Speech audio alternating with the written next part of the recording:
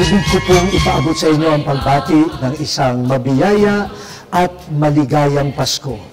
Siguro po kapansin-pansin na ang Pasko ay isang panahon ng liwanag.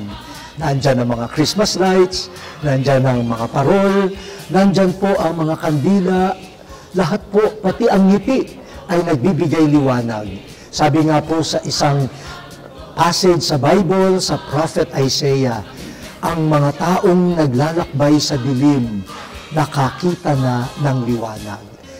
Ang liwanag pong yan ay may pangalan, hindi po kumukuti-kutitap, kundi si Jesus. Siya po ang liwanag ng mundo. Ang ating pong panahon ngayon, maraming kadiliman, no?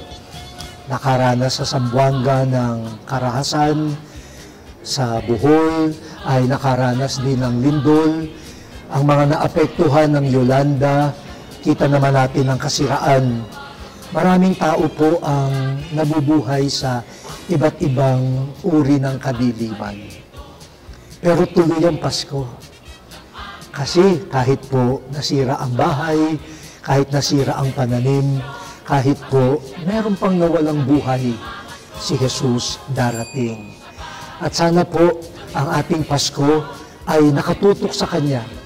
Dahil siya lang naman talaga ang permanente. Kaya meron tayong makakapitan, may pag-asa. Kapag ang pag-asa natin ay sa mga lumilipas lamang na mga bagay at tao, lagi tayong masisipayo. Ang ating pong liwanag sa Pasko nito ay si Jesus. Siya po ang ating ibigay sa iba. Nagbibigay tayo ng liwanag. Merry Christmas po! Sanhi po, nagpagparito,